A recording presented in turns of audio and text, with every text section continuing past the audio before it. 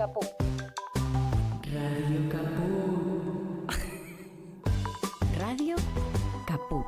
Te comunicas con nosotros al 11 65 16 44 46.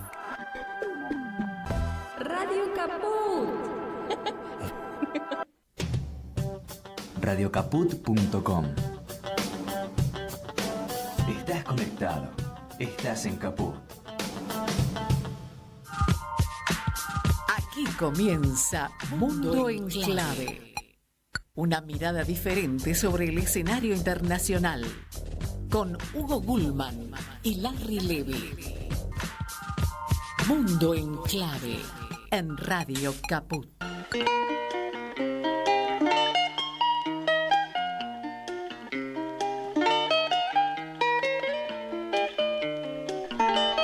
Hola, hola, buen día, ¿cómo están? Aquí estamos, nuevamente en Mundo en Clave, en estos encuentros semanales en los que intentamos ofrecer una mirada diferente acerca del escenario internacional. Lo hacemos desde nuestra casa, desde Radio Caput, como todas las semanas, y también con la promesa de que este programa vuelve a pasarse, tienen la posibilidad de volver a escucharlo a través de nuestras redes y a través también de los medios públicos de Marcos Paz, escucharlo a través de la radio o verlo a través del canal de Marcos Paz, el canal público.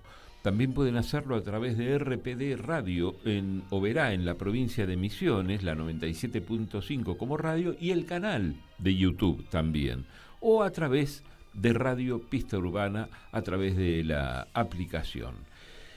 Como siempre, Lucas Loza está en los controles y como siempre, para conversar un ratito, este rato de programa, esta horita sobre el escenario internacional, mi amigo Larry Levy. ¿Cómo le va, señor amigo Gulman?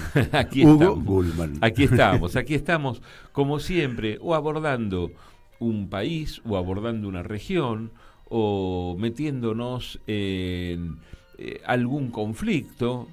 No personalmente. No, por supuesto, de evitarlo, estamos hablando de los ¿no? conflictos internacionales. Totalmente. ¿No? O si no, a veces tocando temas transversales a muchos países, por ejemplo, la soberanía alimentaria, por ejemplo, las migraciones, los organismos internacionales. La fuga de capitales, esa me gustó también. Cuando hicimos fuga de capitales. Esa, estuvo buena, sí. Con las guaridas fiscales y todos los paraísos fiscales. Tal cual.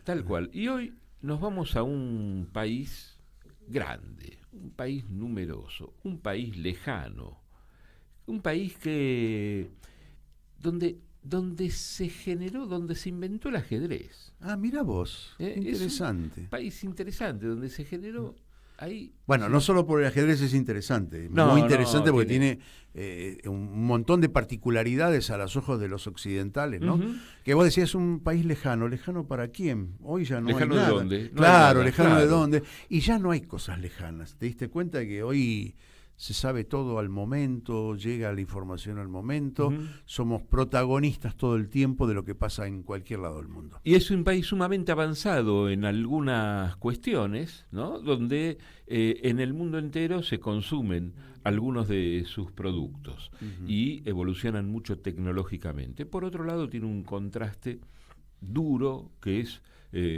una gran pobreza. Pero, por ejemplo, entre los logros tecnológicos han tenido el primer satélite en llegar a Marte en el primer intento que hizo. Esto fue en el año 2014, donde una misión logró orbitar el planeta Marte, siendo el primer país en hacerlo en el primer intento, ¿no? Con un presupuesto menor al de una película de Hollywood, que por otra parte... No revele, estás espoleando. También,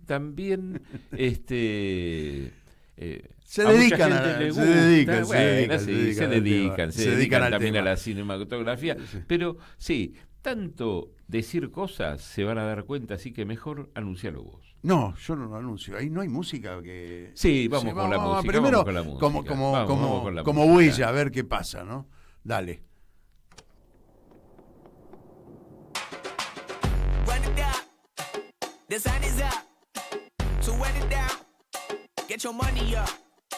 I put money down on all of us, on my people now, on what I love. Ooh, baby, it's dangerous. Es raro, ¿eh? Es Sí. muy raro, muy Sí, raro. sí, Creo sí, que es sí. una de las músicas más despistantes, se dice, es decir, que me desconcertó, me desconcertó. Puede ser, puede ser. También dieron algunos genios de la música, ¿no? Algunos No, con- y técnicas, porque una de las cosas más destacables de este país, que todavía no lo revelamos, es la técnica musical, ¿no? Y como basado en armonías diferentes a lo que estamos acostumbrados en Occidente. Pero cuando digo genios de la música me refiero a uno que después lo vamos a nombrar, que aún vive. Mira vos. ¿No? Interesante. Ujú. Bueno, deja la música de fondo y les cuento de qué Vamos. se trata. Un poquito ahí de fondo. Porque Eh, vamos a tener, nosotros Sí. habitualmente tenemos algún invitado en el piso, aclarémoslo, Está bien, Larry. está bien.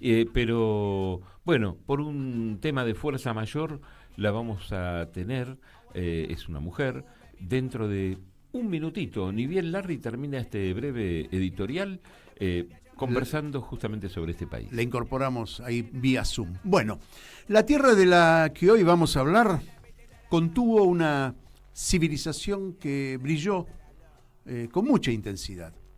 Crearon el concepto del cero, lo cual no es nimio, y calcularon los movimientos del cielo con asombrosa precisión. Por entonces, ya sus médicos hablaban de cirugía cuando en otras latitudes la salud y la enfermedad solo eran cosa de los dioses. La filosofía y la ciencia caminaban de la mano. Sus propias riquezas finalmente fueron también su condena y se convirtió en un objetivo de conquistas recurrentes, de sabiduría y prosperidad a enclave colonial saqueado. Durante siglos, el territorio vivió bajo la sombra de un imperio ajeno, con sus gentes doblegadas frente a una maquinaria económica adversa. Y sin embargo, no se resignaron. Resistieron, lucharon y se organizaron, a veces con líderes armados solo con palabras y que movilizaban a millones. A pesar de la independencia, el camino no fue fácil. La pobreza, las tensiones internas y las cicatrices del pasado retrasan aún hoy su desarrollo. Hoy diseñan software, compiten en la carrera espacial, invierten en tecnología de punta y sus jóvenes representan una fuerza laboral gigantesca. Su economía crece a un ritmo muy importante y su voz tiene peso en los foros internacionales que se disputan al hegemón. Ese gigante que alguna vez fue saqueado, hoy vuelve a ocupar el lugar de protagonismo en el escenario global. Vamos hoy a la India. All of my people now, put that on everything that I love. Check. Yeah, on everything that I love. Bien, y para conversar sobre la India, este país tan fascinante, tan atractivo, con unos lugares turísticos e históricos impresionantes, ¿no? Y con tanto contraste entre pobreza y riqueza. Vamos a conversar con Lía Rodríguez de la Vega, que es licenciada en Estudios Orientales, doctora en Relaciones Internacionales, docente de grado y posgrado de diversas universidades argentinas, es directora de la licenciatura en Estudios Internacionales y de la diplomatura en Estudios en Asia. Y algo muy importante para presentarla, hay un medio que desde el año pasado es muy atractivo para todas las personas que siguen los contenidos de la geopolítica. Es un medio que se llama Tectónicos. Ana justamente escribe. Lía Lía escribe en Tectónicos. Lía Rodríguez de la Vega. Esto me pasa por estar sin los lentes puestos. Aquí estamos. Lía, qué gusto saludarte, muchísimas gracias por conectarte. Muchas gracias a ustedes por la deferencia de permitirme estar a distancia sorteando esta semana que se presenta un poco compleja, pero con mucho gusto de estar acá. Bueno, no sé si escuchaste el comentario editorial de Larry, la presentación, o si querés nos metemos un poco en la actualidad de la India, cómo está actualmente, cómo se está viviendo allí en la actualidad, tanto política como económicamente y socialmente, obviamente. Bueno, la India actualmente enfrenta una serie de cambios muy notorios. Desde el 2014 es primer ministro Narendra Modi, que pertenece al Partido del Pueblo de la India, el BJP, el Bharatiya Janata Party, sería en hindi en inglés, que ha sido, digamos, un gran crítico del Partido del Congreso, que como movimiento nacional y luego como partido político ha sido como el gran actor desde el movimiento independentista de la India hasta ahora. Ha sido el partido al que perteneció Gandhi, efectivamente, Nehru, etcétera, etcétera, ¿no? Entonces disputar esa narrativa de construcción nacional fue muy fuerte. Veremos seguramente con el tiempo si fue bueno, si fue malo. Como todas las gestiones, tiene cosas muy buenas, tiene cosas muy malas y tiene un gran trayecto en el medio que tiene de ambos elementos, digamos. ¿Qué novedad trae Modi? Bueno, Modi trae, por lo menos en la percepción de la gente, y esto me ha tocado hablarlo con gente en India que me impresionó mucho, la idea de que uno de nosotros, que no es de una posición social acomodada, llegó al poder, ¿no? Entonces, hay uno de nosotros al cual no hay que explicarle la situación que atravesamos. Entonces, esto me parece un detalle importante. Nosotros veníamos de una élite generalmente muy ilustrada, en gran medida con gran actuación afuera de la India, muchas veces habiendo estudiado fuera de la India, además de sus estudios de grado en la India, que de algún modo marcó una percepción importante en gran parte de la población india y que entonces cuando estaba mucho tiempo en el gobierno, y yo creo que eso pasó con el Partido del Congreso, el nivel de desgaste que uno tiene cuando está en muchas gestiones, lejos de apagar, digamos, cualquier escándalo de corrupción, eso se enciende, por así decirlo, porque en general lo que sufre un recambio son los cargos más altos, pero los mandos medios, si hubiera una X corrupción donde eso está efectivamente instalado, continúan allí. Entonces, bueno, todo eso genera una narrativa que en el 2014 lleva a una victoria del Partido del Pueblo en cabeza de Modi. La cuestión es que eso ha salido como un proyecto político bastante exitoso. En general, los partidos políticos en la India enuncian públicamente un programa muy concreto, digamos, a diferencia de muchas cosas más difusas y, si ustedes quieren, más generales que tenemos nosotros en las elecciones. Allá hay un programa muy concreto donde señala: vamos a hacer esto, vamos a hacer esto, vamos a hacer esto, vamos a hacer esto. Después habrá, digamos, las metas que se cumplen y no. Eso ha ido con un acompañamiento importante de la gente, porque la cuestión es que Modi recientemente ha sido electo en su tercer mandato. ¿Cuál ha sido la interpelación desde cualquier crítica que se pudiera hacer a Modi? Que insisto, como en toda gestión hay muchas críticas.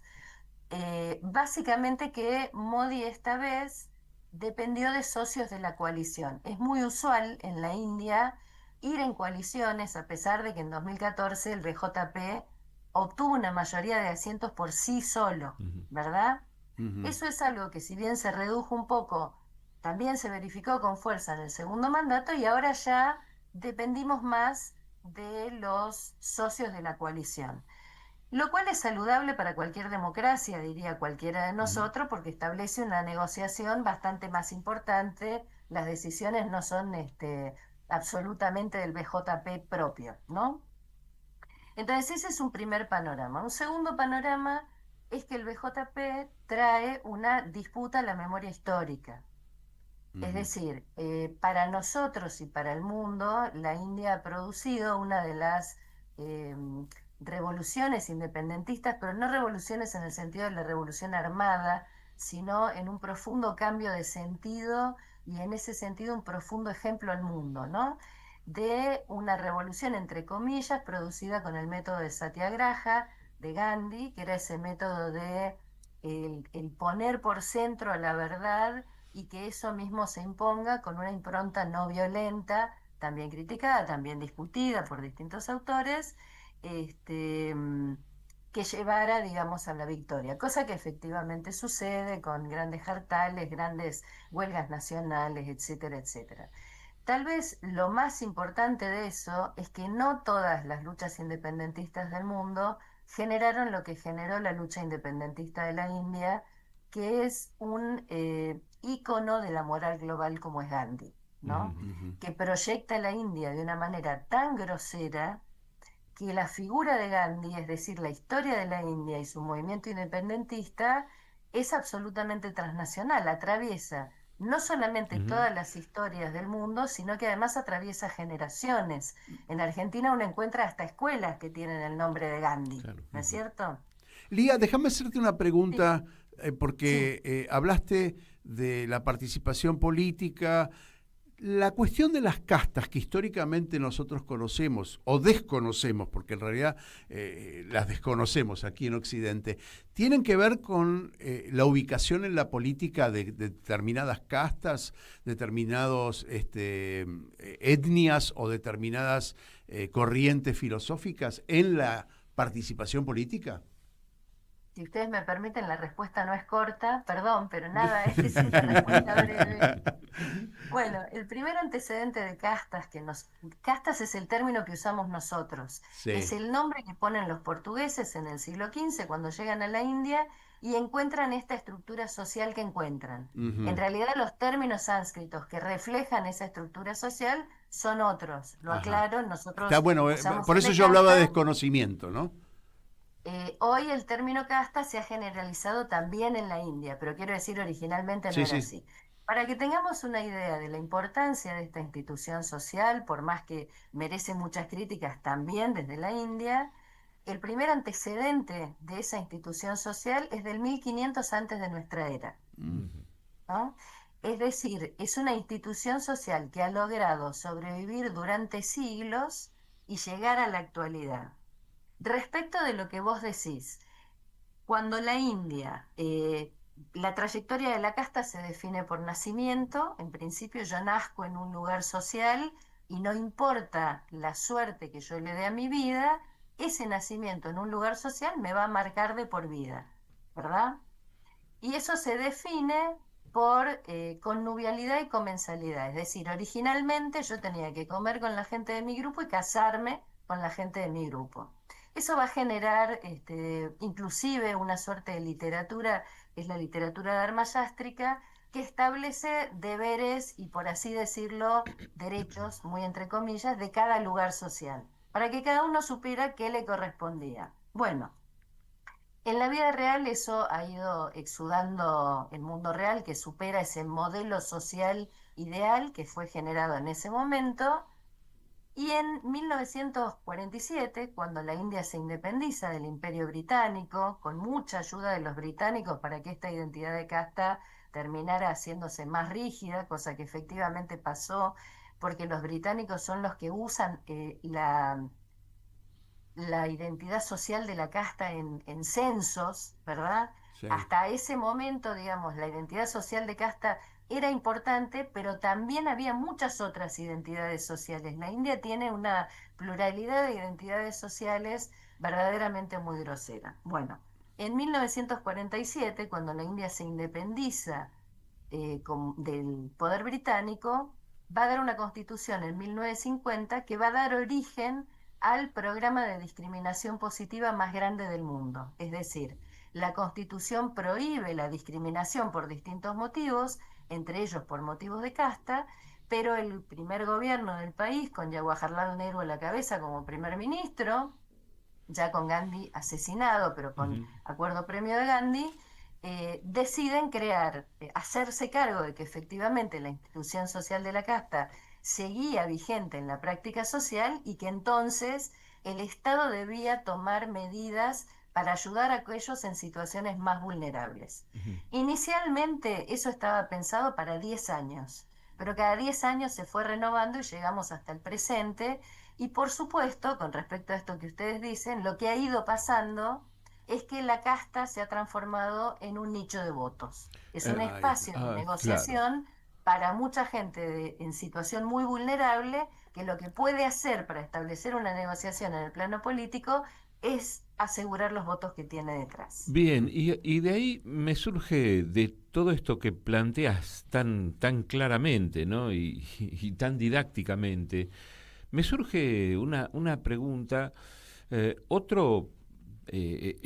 otro país tan poblado como la India es China, que ha logrado sacar de la pobreza una cantidad muy importante a cientos de millones de personas.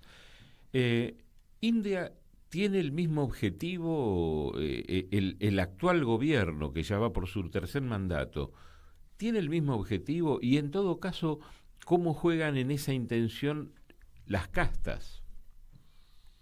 Bueno, insisto, la Constitución prohíbe la discriminación por castas y entonces la primera respuesta, sí, el gobierno tiene ese objetivo. Ujú. Y ahora les comento un poco en paralelo a lo que pasa en China.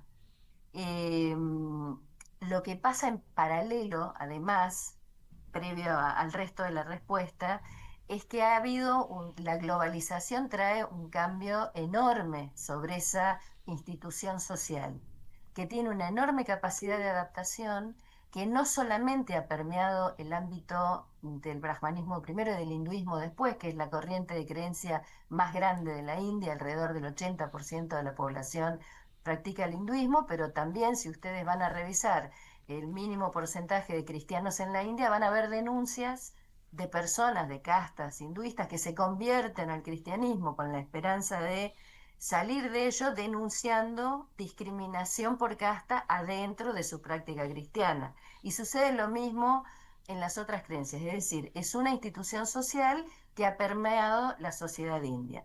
¿Tiene el gobierno de avanzar en una dirección similar a China? El gobierno de la India diría que quiere avanzar a su propio desarrollo sin ningún modelo externo, ¿verdad? Ujú. Sí, efectivamente, los únicos países del planeta que tienen la experiencia de este volumen de población son en su momento China. India ya lo ha superado como el Ujú. país más poblado del mundo. ¿Cuál fue la ventaja en la cual se apoyó China para ese empujón enorme en su salto económico, que le permite volver a situaciones del siglo XVII y XVIII, donde ya China e India eran grandes aportantes al PBI global, ¿no? Por eso, para mí no son emergentes, son reemergentes, tanto China como India, y eso influye mucho en la construcción de sus propias élites del lugar que le corresponde.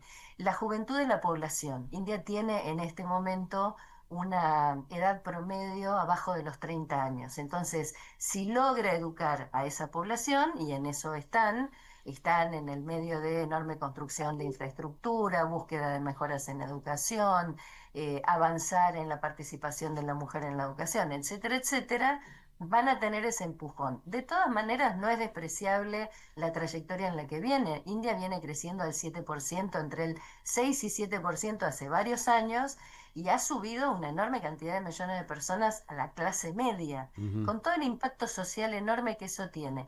En paralelo a eso, esto que yo les decía que pasa con la globalización, el crecimiento de centros urbanos, que ustedes imagínense, con más de 1.460 millones de personas, los centros urbanos de la India son verdaderamente enormes, dificultan mucho, por suerte para mí, por supuesto, las prácticas de comensalidad, por ejemplo.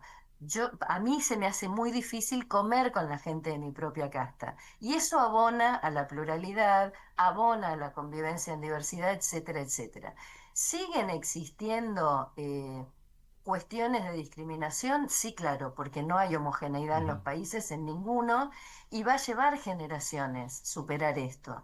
Y además recordemos que la India se sigue planteando como un 70% rural. Después podemos discutir cómo se puede observar eso, ¿no? Porque el declararse como un espacio rural tiene una ayuda gubernamental, etcétera, Sí. etcétera. Entonces ahí juegan otras cuestiones. Lía, Sí, ¿me dejás perdón. que haga un refuerzo, Sí, digamos, adelante, en adelante. términos de datos duros de todo lo que vos Dale. estás diciendo, que me parece muy importante, y lo vamos a reforzar con los datos? La densidad de población en la India es de 438 personas por kilómetro cuadrado. Para establecer una comparación con Argentina, nosotros tenemos apenas 16,5, ¿no? Digo como para ubicarnos en tiempo y espacio. El PBI de la India es 6 o 7 veces más que la de Argentina, ¿sí? Con 3,7 billones de dólares de PBI, nosotros tenemos apenas 642 millones. Pero el PBI per cápita habla de una distribución bastante conflictiva. Por eso hablamos de pobreza en la India, y habla de que el PBI per cápita alcanza 2.600 dólares, mientras que en la Argentina, con todos los vaivenes que tenemos últimamente y la dificultad de establecer en dólares el valor, debemos estar más o menos entre 10 y 12.000 dólares, ¿no? Ahora, vos hablabas de la educación y el proyecto educativo, ¿no?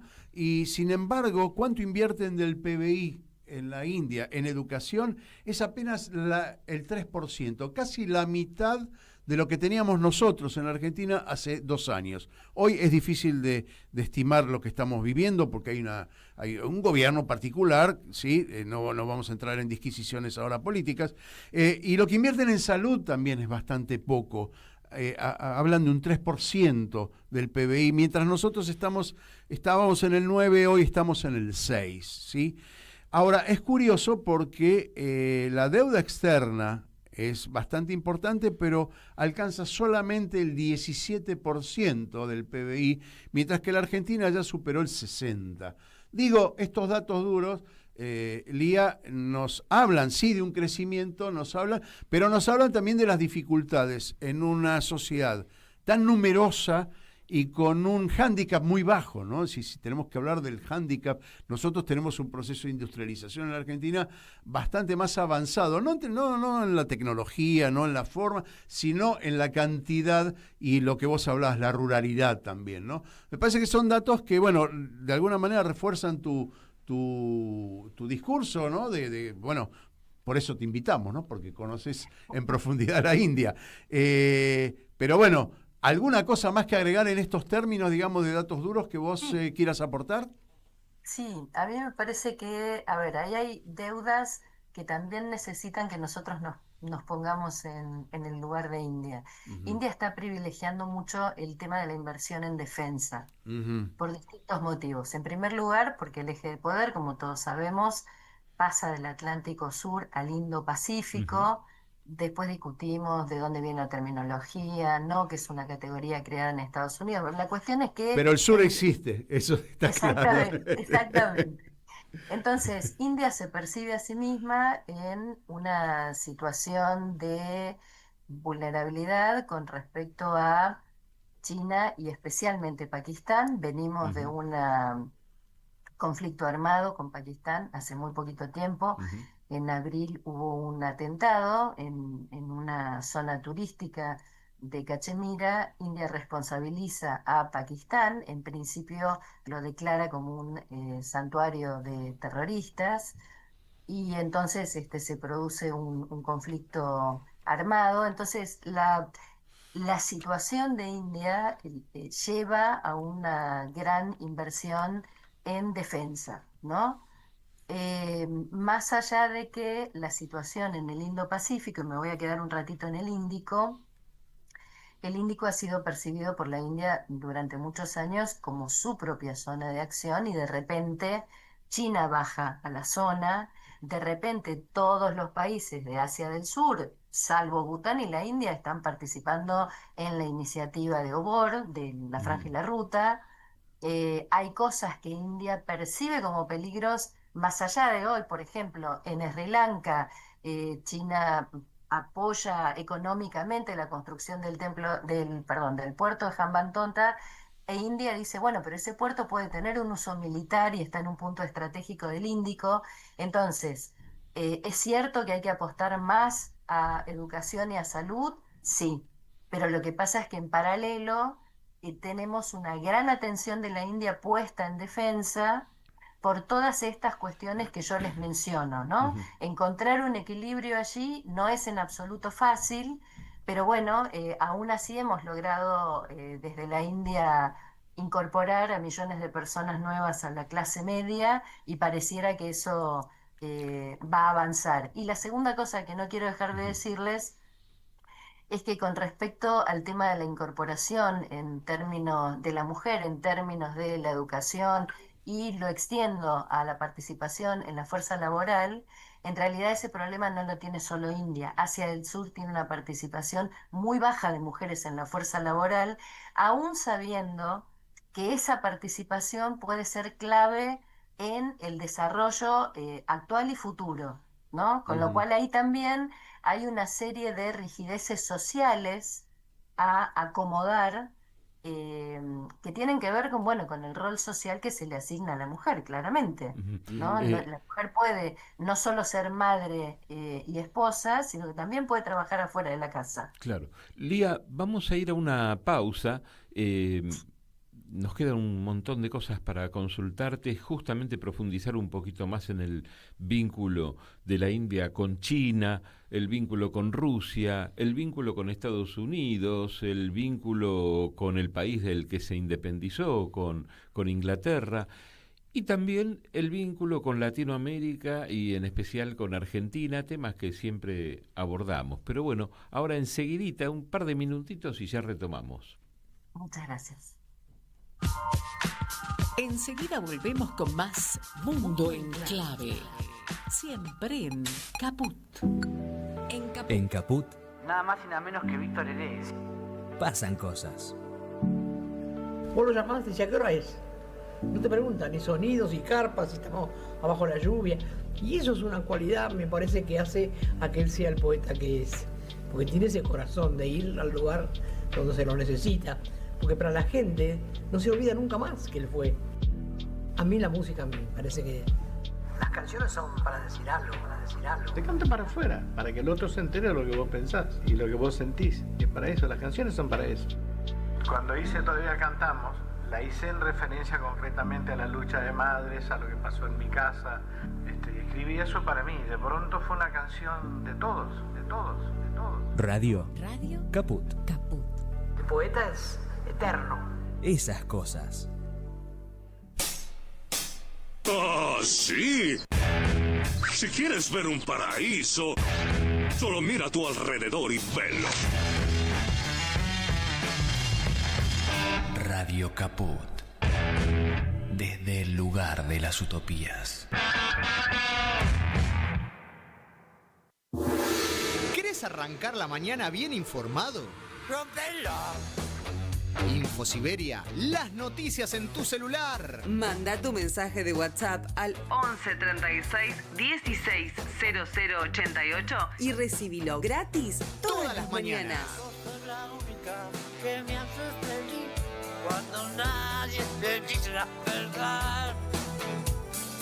InfoSiberia, las noticias en tu celular. Manda tu mensaje de WhatsApp al 11 36 16 00 88 y recibilo gratis todas las mañanas. Y un recuerdo En Caput del Papa Francisco. pasan cosas. Querida Ana María, de modo especial rezo por las madres, rezo por vos, rezo porque son luchadoras. Estoy seguro que, además del reconocimiento de la humanidad, Dios las tiene muy en su corazón, son luchadoras. Lucharon por la justicia y nos enseñaron el camino. Y me alegra que vos sigas estas huellas de tu madre, que la transmitas a los demás en tu audición radial. De modo especial rezo por la madre, rezo por vos, rezo por tu madre, Esther, y rezo por todos los hombres y mujeres de buena voluntad que quieren llevar adelante un proyecto de justicia y de fraternidad entre todos. Son luchadoras. Y nos enseñaron el camino. Radio Caput. Que Dios los bendiga a todos. Esas cosas. Hoy Chicha se nos fue. En Caput Ana María Cariaga, pero quizás nos sobrevuele con su alma de abuela guerrera. pasan cosas. Para darte a vos, Clara Anaí, esos abrazos tejidos y abrigados. El zapabón. Decir que es merecido es poquito, no hay palabras para describir a Chicha. María Victoria. Con nosotros los nietos era sumamente cálida. Yo no me puedo olvidar de los regalitos que nos traía también a nosotros. Eve de Bonafini. Para mí fue una hermana, una amiga, una compañera. No sé por qué la vida nos juntó, pero nos pusimos de acuerdo en muchas cosas. Juan Martín Ramos Padilla. Esa placa que vamos a descubrir con el nombre de Chicha Mariani no es algo decorativo, pero es la asunción de un compromiso de defender las causas populares.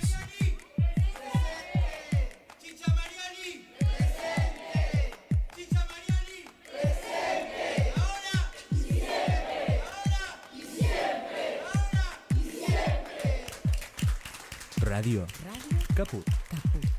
Hable bajo, pero hable, no se case. Esas cosas. Seguimos con otra vuelta al mundo en clave.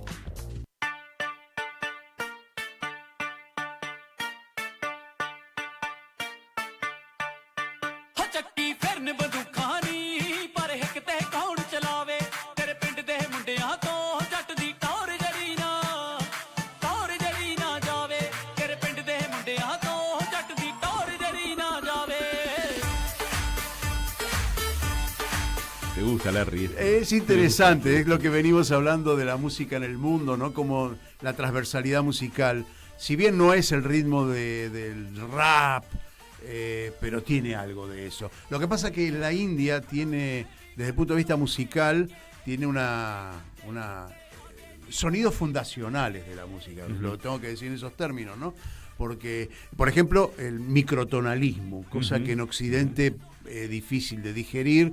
Nosotros tenemos la escala normal, pero en la escala de Oriente, el microtonalismo, en la música árabe, porque se trasladó a la música árabe, y llegó hasta España, que es muy interesante porque el flamenco también tiene muchísimo de música hindú, ¿no? Cuando te hablaba de un genio de la música que aún vive, estaba hablando de Zubin Mehta, que el gran director de orquesta que varias veces estuvo en la Argentina, que ha tocado en diferentes partes, ha dirigido en diferentes partes del mundo, inclusive teniendo en el piano a Daniel Barenboim y a otros saquemos la grandes formalidad músicos, de Zubin ¿no? Mehta, que es un gran director. Y vamos al Ravi Shankar, que tuvo también, influencia en los Beatles, ¿no? También, es importante. Sí. Bueno, vamos a seguir conversando con Lía Rodríguez de la Vega, que es licenciada en Estudios Orientales, doctora en Relaciones Internacionales. Pueden leerla frecuentemente en Tectónicos, ese medio que elige muy bien a la gente que escribe. Muchos allí, amigos ¿no? nuestros ahí, Muchos amigos, empezando por Néstor Restivo, Gustavo Engé. Sí. Y bueno, y con Lía estábamos conversando y ahí hemos abierto esta pausa con la idea de retomar conversando acerca de los vínculos con otros países importantes, con los países de la región, con China, con Estados Unidos, con Rusia, y ahí te dejamos, iremos interrumpiéndote y conversando. Bueno, qué bueno, una pregunta fácil para responder rápidamente. A ver, empiezo por China, básicamente porque la experiencia de vida de ambos países es absolutamente otra. Son los únicos dos países del planeta cuya población supera los 1.000 millones de personas, ¿no es cierto? Bueno, ellos tienen una relación claramente de competencia estratégica, como es obvio, con sensibilidades por parte de India, entre otras cosas. ¿Por qué? Bueno, porque uno de los corredores comerciales de la iniciativa de la Franja y la Ruta que China tiene con Pakistán, pasa por una zona reclamada por India, ¿verdad? La propiedad de esa tierra, digamos, la soberanía sobre esa tierra es disputada entre India y Pakistán, motivo por el cual India alega que no se puede unir a la iniciativa de la Franja y la Ruta. Aún así, en medio de circunstancias políticas complejas, en 2020 hubo uno de los problemas limítrofes más importantes de los últimos tiempos. Dejo de lado lo que pasó hacia atrás, porque bueno, eso es parte del siglo XX, pero voy ahora, que es definitorio por distintas cuestiones. Fue muy complejo ese episodio en la frontera, a pesar de que no mediaron armas de fuego. Pero hubo muertos, y de todas maneras, desde 2020 en que sucedió hasta ahora, llevó mucho tiempo de poder efectivamente lograr algún arreglo más importante. ¿Por qué digo esto? Porque frente a la situación de la actitud de Estados Unidos con respecto a los aranceles que se imponen a otros países, y en ese sentido voy a poner entre comillas la palabra pelea, su pelea específica con el bloque de BRICS, del cual por supuesto ambos forman parte, lograron superar cualquier cuestión personal, digamos, específica entre ambos países, no me refiero a personal entre los líderes, y reunirse tanto en términos de criterio y de declaración final, ¿no? Tanto en el bloque de los BRICS como, y todavía probablemente más significativamente, porque el encuentro fue presencial, en la 25ª cumbre de la Organización de Cooperación de Shanghái, en torno de, que a mí me parece muy importante en ambos casos, espacios organizativos de distintos países del sur que reclaman, en primer lugar, un mundo en paz, en segundo lugar, un mundo que respete la estructura organizacional del sistema, esto es, respetemos las instituciones, respetemos el multilateralismo, en todo caso, vayamos por ajustes sobre las estructuras que tenemos, que es lo que vienen proponiendo desde inicio, digamos, que esas instituciones de la estructura del sistema internacional reflejen con más evidencia la diversidad del mundo, ¿no? Y básicamente que le den un lugar mayor al sur global que se lo viene ganando. Entonces,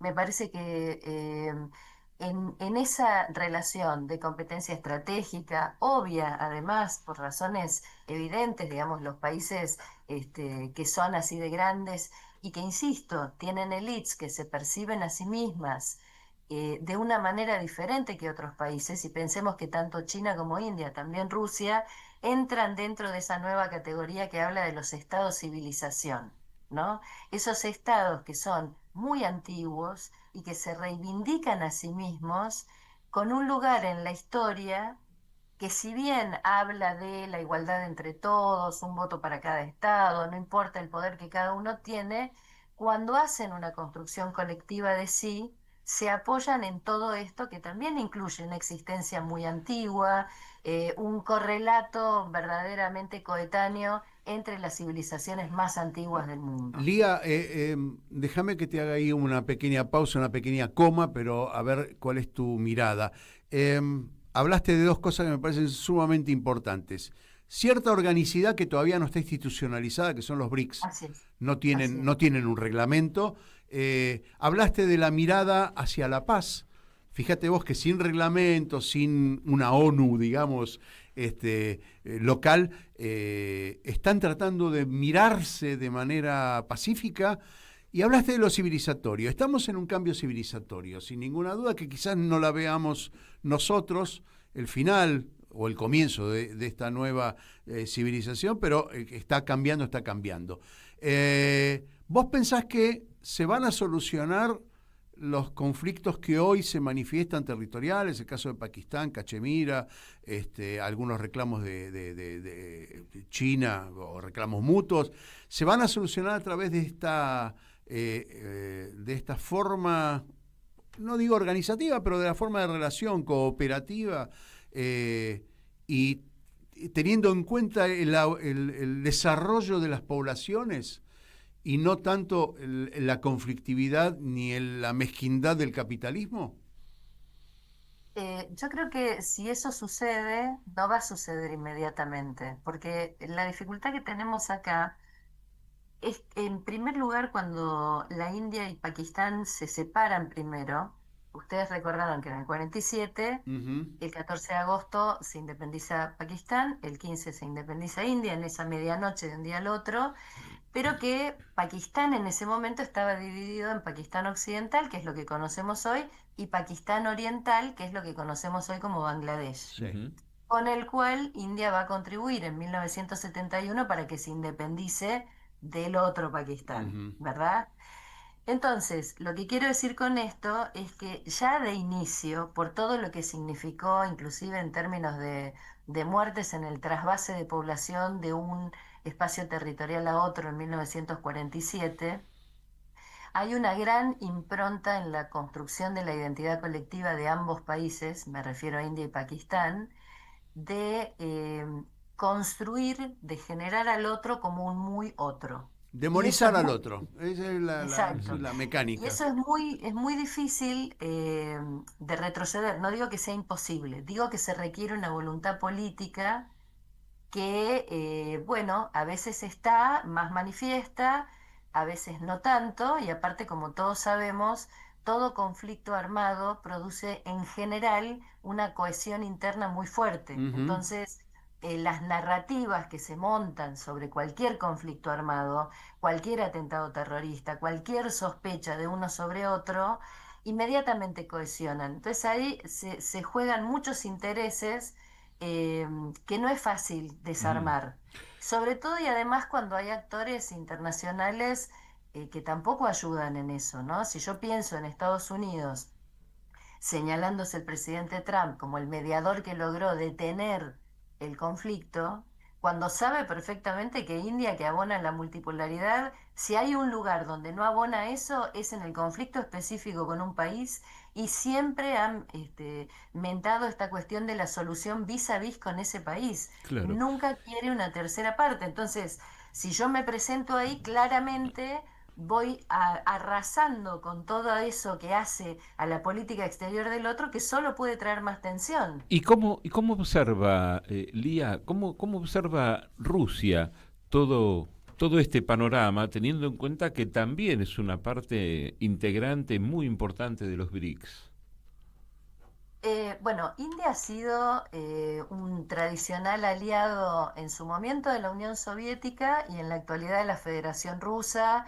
Tienen asociación estratégica. Hasta hace muy poco Rusia ha sido el mayor proveedor de armas de India, y en general, si nosotros observamos las votaciones en Naciones Unidas y tal, digamos, hay una dinámica recíproca de abstenerse, de no votar en contra en determinadas situaciones sensibles. O sea, ahí hay una relación histórica, y yo les diría que Rusia tiene hoy un lugar privilegiado en ese entente de tres, porque entiendo yo que India ve a Rusia no solo como ese tradicional amigo histórico desde la época de Indira Gandhi, sino que además lo ve como el posible interlocutor que articule si hay un problema muy serio con China, ¿no? Entonces me parece que tiene un lugar privilegiado en estas agrupaciones que tengan mayor poder, menor poder. Por lo demás, tienen un buen comercio con India. Ustedes saben que India ha sido sancionada por Estados Unidos por comprarle el petróleo barato a Rusia, y que la respuesta de India ha sido: nosotros no vamos a dejar de comprar petróleo barato a Rusia. Y si encontramos un lugar que nos venda petróleo más barato, pues lo compraremos ahí. Claro, por eso digo, estas situaciones hacen que del lado ruso también se vea con buenos ojos esa respuesta, porque nosotros entendemos, seguramente los tres, que la reunión de Alaska de Trump y Putin rescata a Putin nuevamente como un existente al mundo diplomático, y todos estos gestos claramente van en esa dirección. Vamos a escuchar un minutito de música, también de un tercer tema, y cuando volvemos nos vamos a meter un poquito acá en nuestra región, en el vínculo con Latinoamérica, en especial con Argentina, y con Brasil también, ¿no? Otro gran jugador de los BRICS. Así que vamos con el tercer tema.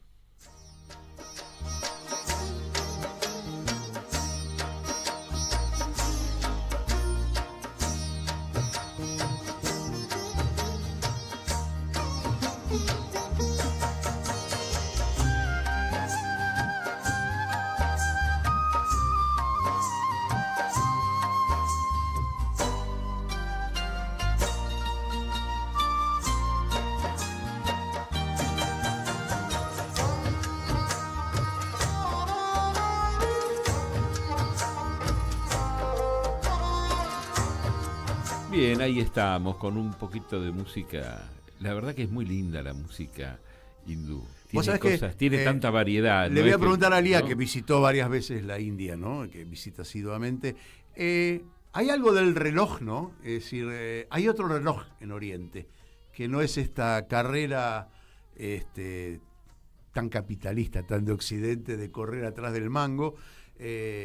hay otra forma otra mirada de la vida que manejan otros relojes. Esto yo lo probé en Medio Oriente, ¿no? No sé si, Lía, coincidís conmigo. Yo creo que lo que hay hoy, yo coincido con vos, pero digo, si uno tuviera que decir qué pasa, cuáles fueron los efectos de dos momentos históricos que a mí me parece importante distinguir. Uno, la mundialización, que dura desde la conquista y colonización de América hasta más o menos la década del 70 del siglo XX, que lo que hace es imponer una experiencia específica de tiempo y de espacio, o sea, una sociedad internacional única de alcance global, por primera vez en la historia, y segundo, un calendario solar, que es el de la cristiandad occidental, que es la que impulsa el proceso de mundialización, ¿no? Y a partir de la década del 70/80, con toda la revolución informática, los cambios del capitalismo y tal, se produce, para mí, esa segunda etapa del proceso de globalización. Y entramos a una nueva experiencia de tiempo y espacio, en principio con el tiempo, porque las redes nos permiten estar en distintos lugares al mismo tiempo, casi una omnipresencia que anteriormente era solo propiedad de los dioses. Bueno, ahora compartimos un poquito eso. Y en términos temporales, claro, la instantaneidad como gran tiempo global vigente. Eso me parece que es transversal a todo el planeta. En paralelo, en la India, en Asia del Sur y en general en lo que nosotros en algún momento denominábamos Oriente, que es una categoría tan difusa, ¿no? Pensando en Asia por poner algo de contenido en ese Oriente, claro, conviven ahí muy distintos calendarios, muchos de ellos lunares, y también una idea de la vida que es diferente, digamos, que no es lineal, sino que al agregar esa creencia en la reencarnación, dota la percepción del tiempo también de otra cuestión, ¿no? Porque la mirada sobre el futuro también es diferente, pero eso convive con el tiempo global, instantáneo, depende mucho de la edad, depende de tu acceso a las redes, depende de tu entorno. No, pero me parece ¿no? una mirada excelente la que acabas de exponer, ¿sí?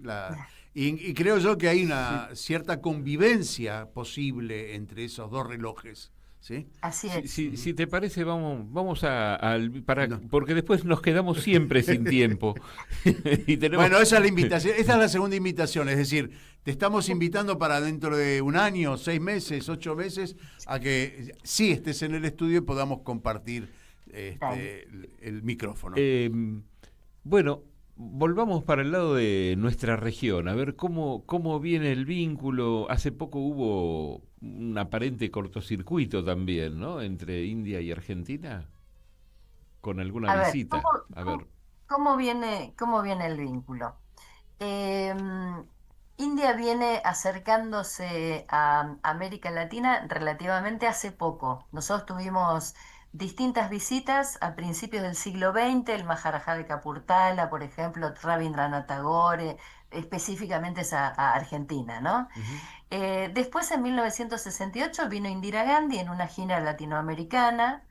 Nosotros teníamos una dictadura acá, entonces firmamos muy pocos acuerdos, pero el eje de la movida de India en América Latina es la década del 90. Nosotros estamos lejos, tradicionalmente hemos tenido coincidencias en espacios que tienen que ver con lo multilateral, mucho de eso pasa por Naciones Unidas, el grupo de los 77 y tal, y después, obviamente, el movimiento de países no alineados, con sus distintas conferencias y tal, y con los vaivenes que Argentina ha tenido en ese contexto. ¿Qué es lo que pasa hoy?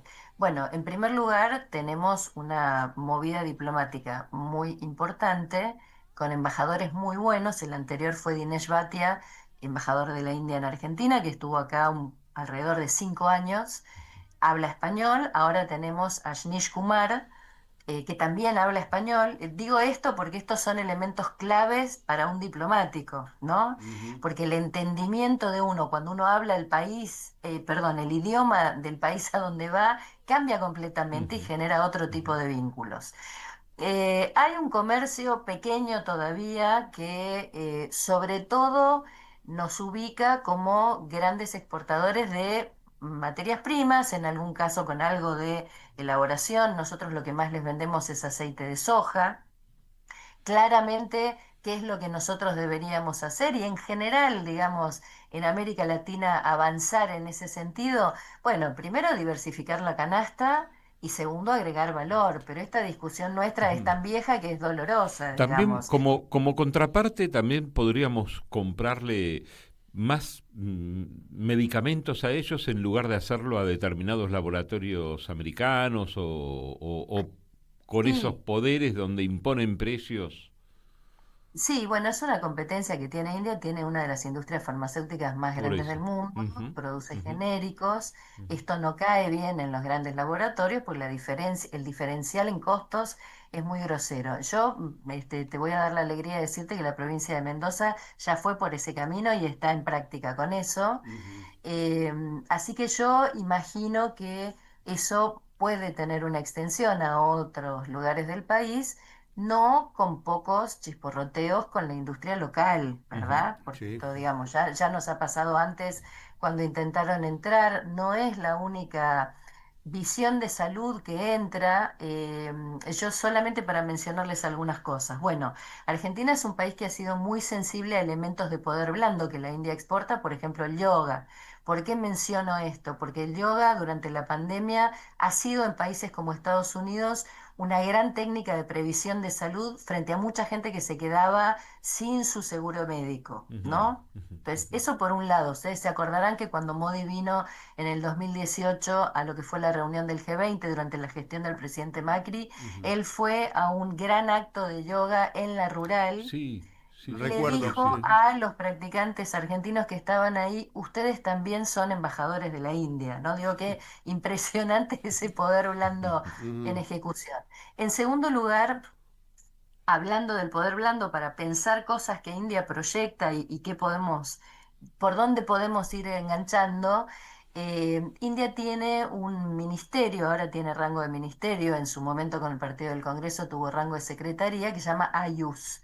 El AYUS es una suerte de ministerio de medicinas tradicionales o de sistemas de salud tradicionales de la India, que también se exporta. Y tienen una cátedra AYUS que circula por distintos lugares del mundo. En Argentina eso ha recaído en la persona de un médico ayurvédico que también es alopático, muy reconocido, que es el doctor Berra, que dirige la Fundación Ayurveda Prema, y que tiene, digamos, el asiento de esta cátedra y que está trabajando con la Organización Mundial de la Salud y con distintos centros ayurvédicos de la India en internacionalizar más y mejor eso.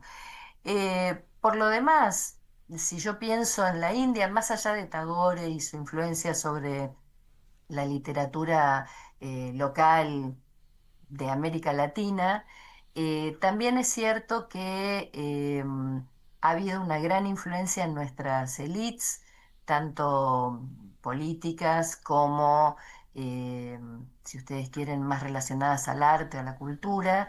Estoy pensando en que a fines del siglo XIX llegan a la Argentina el espiritismo de Allan Kardec, que hoy pervive en la Escuela Científica Basilio, que toma ideas de filosofías indias como la reencarnación, y por otro lado la teosofía, que también pervive hasta el día de hoy, que es tomada por personajes como Lugones, como algún decano de la UBA, como Ricardo Guiraldes, el autor de Don Segundo Sombra, por Victorio Ocampo, digamos.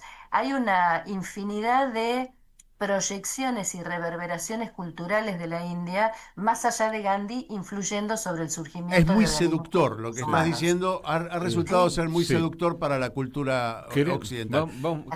Queremos agradecerte mucho, Lía, porque se nos fue el tiempo. Se nos fue el tiempo. Sí, yo les pido disculpas que cada respuesta es kilométrica. No, pero podemos- Al contrario, nos sacaste de muchísimas, de mucha ignorancia que tenemos, aún como periodistas, y aún habiendo tratado de investigar un poquito cada país que vamos tocando, ¿no? Queda igual la promesa de una futura invitación, obviamente, porque nos quedan, así como vos pudiste explayarte, a nosotros también nos quedan preguntas y en algún momento las vamos a comentar y las vamos a comentar con vos. Así que Déjame que haga una sola observación porque nobleza obliga. Siempre averiguamos el Big Mac, el precio índice Big Mac del mundo.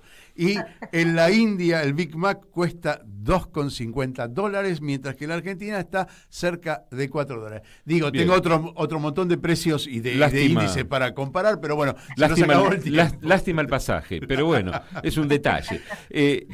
Lía, muchísimas gracias. Lía Rodríguez de la Vega, le comentábamos, es doctora en Relaciones Internacionales. Pueden seguirla en un montón de escritos, en ponencias, pero fundamentalmente también escribe habitualmente en Tectónicos. Así que ahí en internet pueden buscar Tectónicos y encuentran sus artículos. Lucas Loza, muchas gracias. Y nos encontramos la semana que viene, 7 días menos 1 hora, en cualquier lugar donde nos esté escuchando. Puede ser ya aquí, sea, en claro, Caput. En Caput, en Oberá Misiones o en Marcos Paz, ¿sí? Ahí está. Hasta la semana que viene. Chau. Lía, muchas gracias.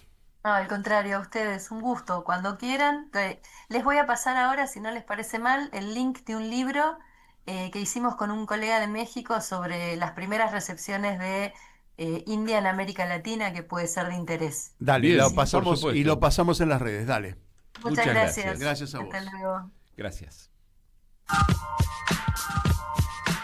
Aquí termina otra edición de Mundo en Clave. En Caput Quiero contarles un poco que pasa en Radio Caput. pasan cosas. Y cuando uno entra, todos te esperan con una sonrisa. La pecera se llena de gente. Esa radio te sonríe. Es una radio que enseña, porque para mí la radio tiene que ver con eso, con lo que se transmite. Todo es sonrisa, todo es amor. Es una radio hecha con muchas ganas de hacer las cosas bien, ¿no? No sé si llamarlo un premio. Me parece que es un lazo entre la radio y las madres. Un lazo de amor, un lazo de comprensión, que es lo que a uno le hace falta para vivir. Radio Caput. Así que Radio Caput, a todos, a los compañeros, a los chicos, a todos. Les prometo que hasta el último día de mi vida, mientras pueda respirar y aunque sea caminar unos pasos, voy a seguir en esta lucha para ustedes, por ustedes. Esas cosas.